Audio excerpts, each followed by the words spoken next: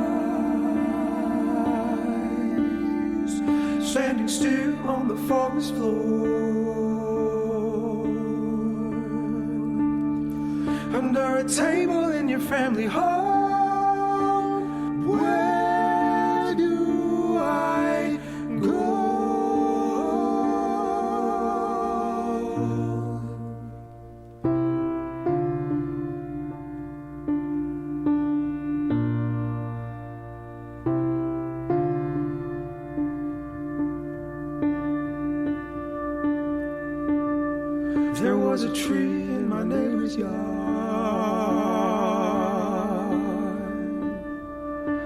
taller than the tree in ours.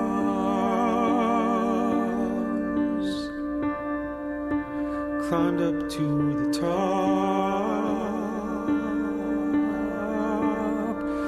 looked down at my house and up to the moon. Where do I go? Where do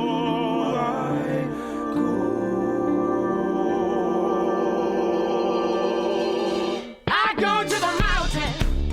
I go to the tree next door. I go to the deep end of the pool. I go to the forest floor. I go to the mountain. I go to the tree next door. I go to the deep end of the pool. I go to the forest floor. I go to the mountain.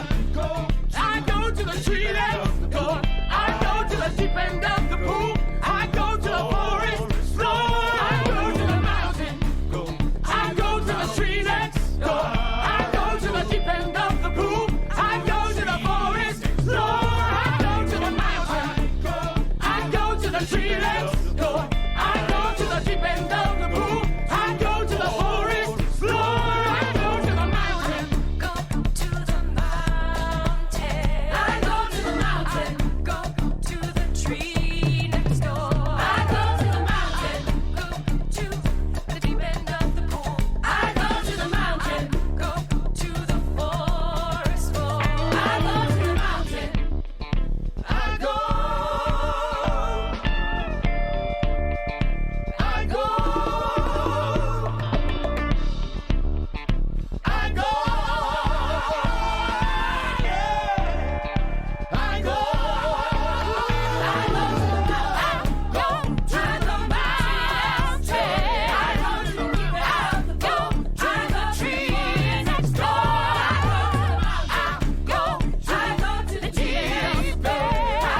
the deep end. I go to the forest floor. Go to the mountain. Go to the mountain. I go to the mountain. Go to the tree next door. Go to the mountain. Go to the deep end. I go to the mountain. Go to the forest floor. I go to the mountain. Go to the tree next door. I go to the deep end of the pool. I go to the forest floor. I go to the mountain. Go to the tree next door. I go to the deep end of the pool. I go to the forest floor. I go to the mountain.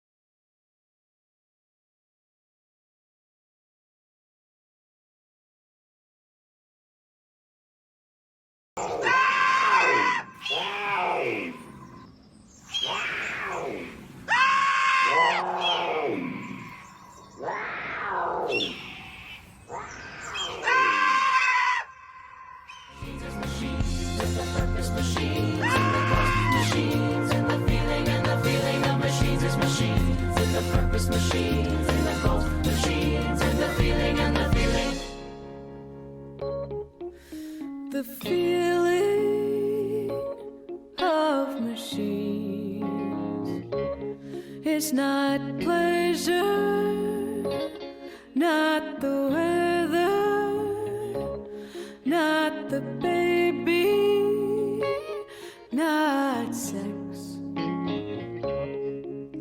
not feather on spine, not organs or the mind, not fair. feather on spine, not organs or the mind.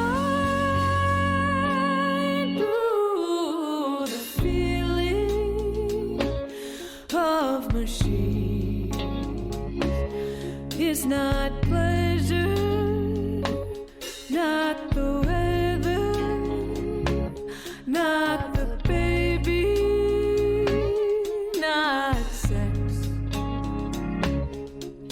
not feather on spine, not organs or the mind, not feather on spine, not organs or the mind, not feather on spine, not organs or the mind, not feather on spine, not organs or the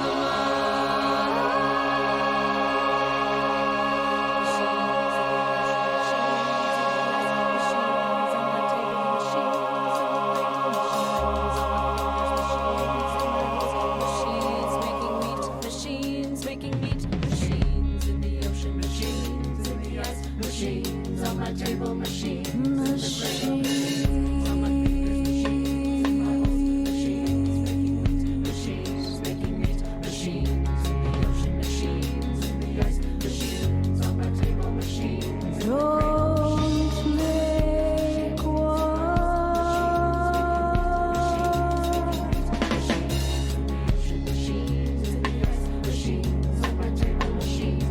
But they make war worse.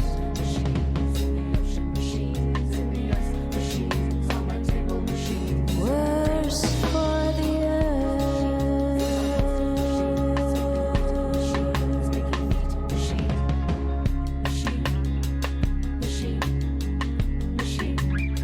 And war kills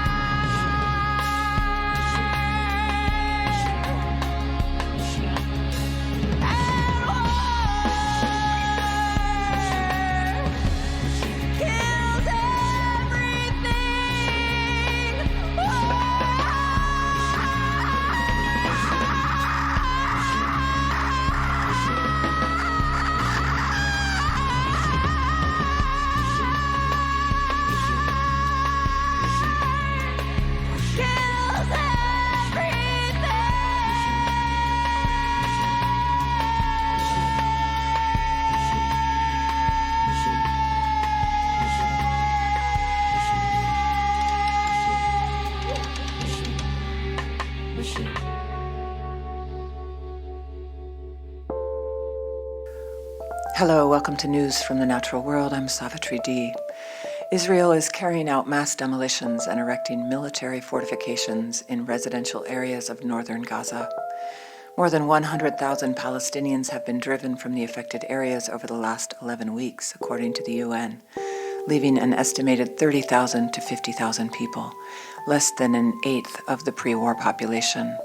Hardly any aid has reached the area since the beginning of October due to Israeli restrictions, and experts warn that famine may have already taken hold in some places. As areas are emptied of Palestinians, Israeli forces have demolished entire neighborhoods, established military fortifications, and built new roads, according to a Washington Post analysis of high-resolution satellite images. The visual evidence shows almost half of Jabalia refugee camp was demolished or cleared between October 14th and December 15th, connecting a pre-existing road in the west to an expanded vehicle track in the east, carving out a military axis that stretches from the sea to the border fence with Israel. Earlier this month, former Israeli Defense Minister Moshe Ya'alon told local media that the IDF was carrying out, quote, ethnic cleansing in northern Gaza. Briefing ambassadors in the Security Council, Edim Wasornu, Director of Operations at the UN Office for Coordination of Humanitarian Affairs, described the ongoing civil war in Sudan as a crisis of staggering scale and cruelty. More than 12 million people, nearly a quarter of Sudan's population, have been displaced. Among them, over 3.2 million have fled to neighboring countries as refugees. Fierce fighting continues to rage in densely populated areas, with widespread disregard for international humanitarian law on all sides. Civilians have been killed and injured in overwhelming numbers, sexual violence is rife, and essential infrastructure, including healthcare and education facilities, lies in ruins. Deadly diseases such as cholera are also spreading rapidly, as millions face severe hunger and malnutrition. Bogota, Colombia has implemented water rationing due to a prolonged drought driven by climate change, deforestation, and intensified El Niño weather patterns. Residents have adapted by conserving water, storing supplies, and engaging in community networks to navigate shortages. Bogota has a population of roughly 8 million people.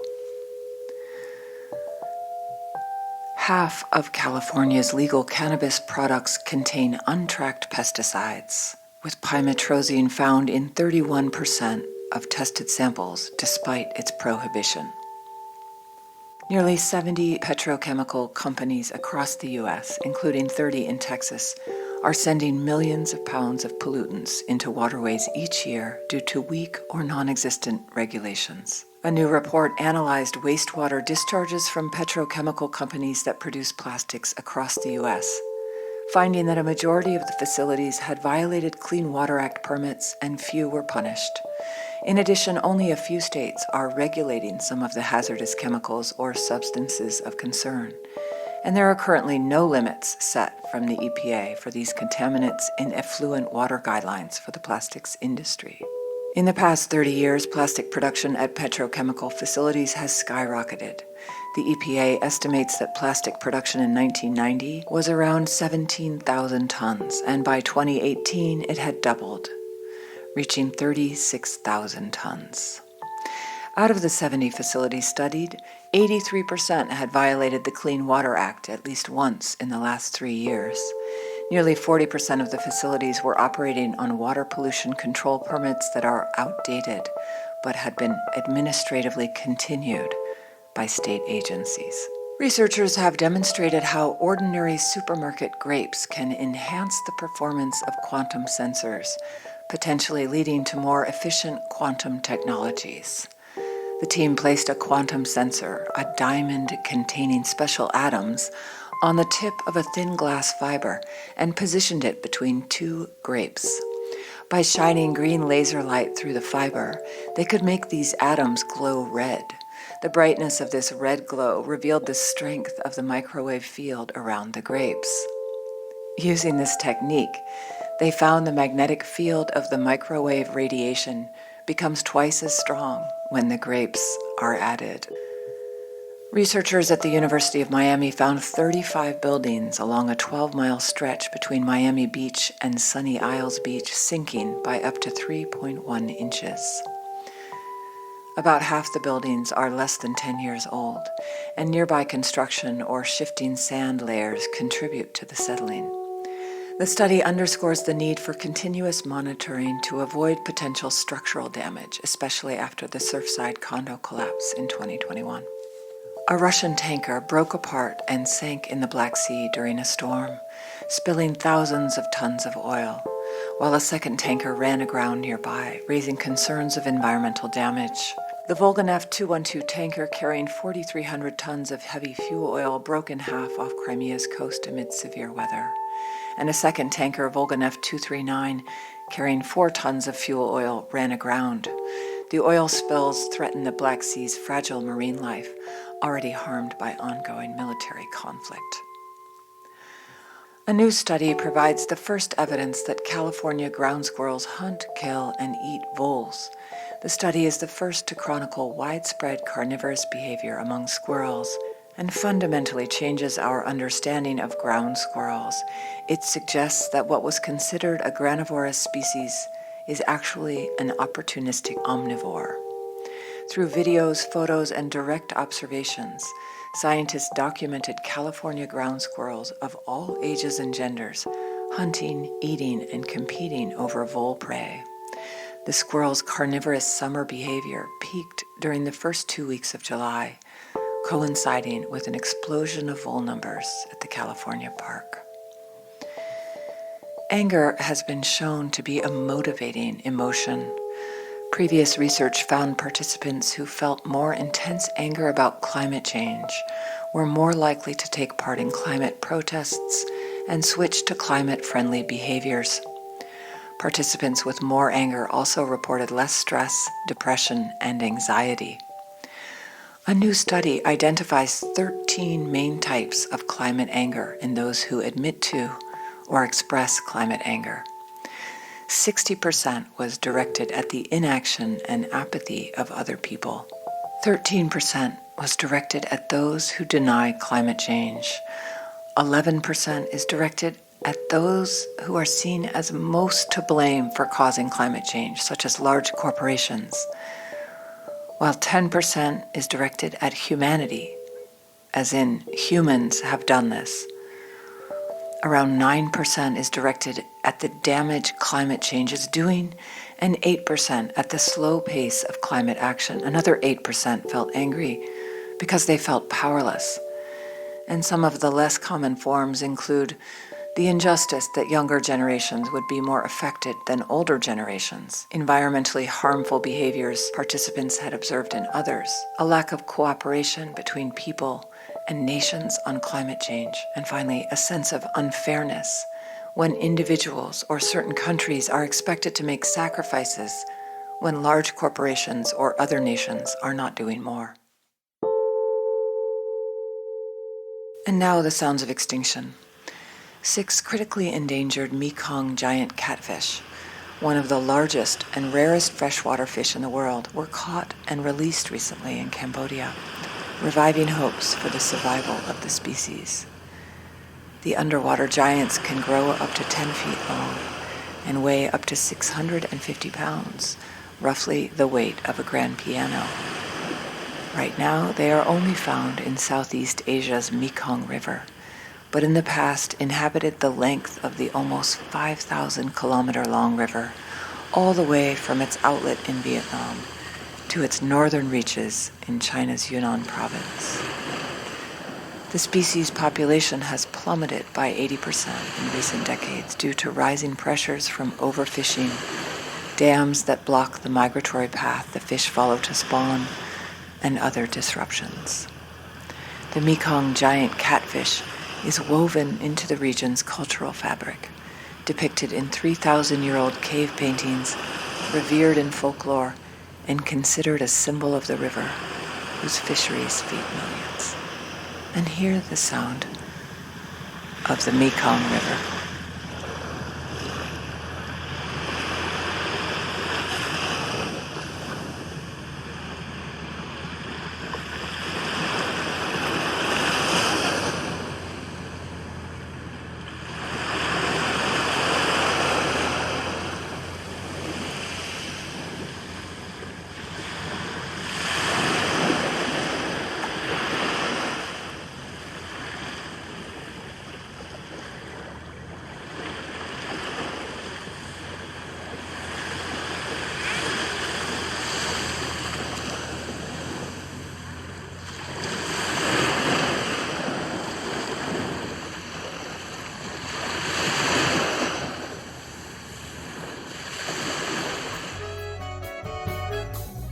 thought we could race sing along, but there were always other.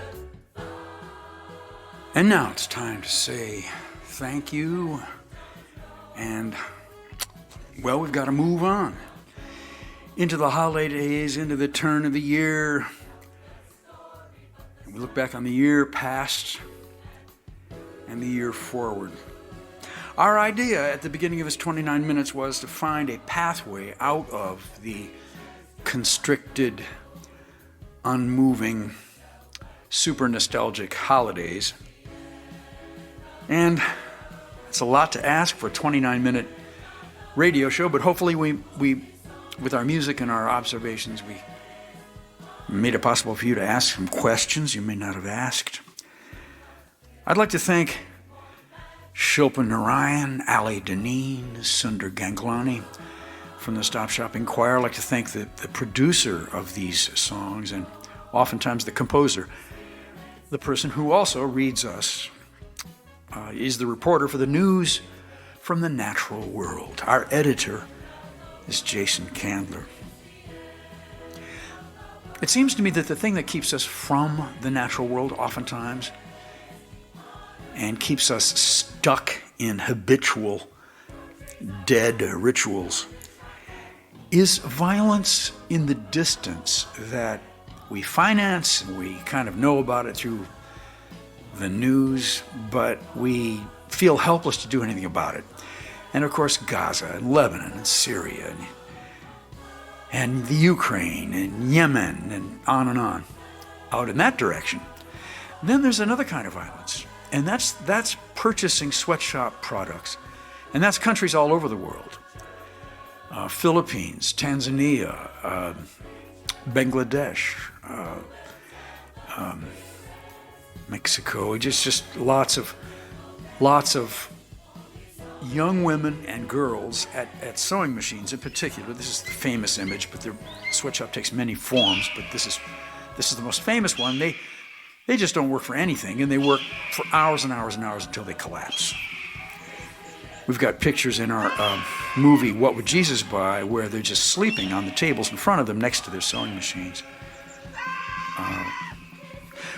That kind of violence in the distance keeps us in a constricted state of not quite dealing with things, and it keeps us out of the natural world where we might be able to start things over. It keeps us in purchasing habits, in the rituals that keep us from changing for peace. Earth-alleluia. Let's keep working at it, people. Earth-alleluia.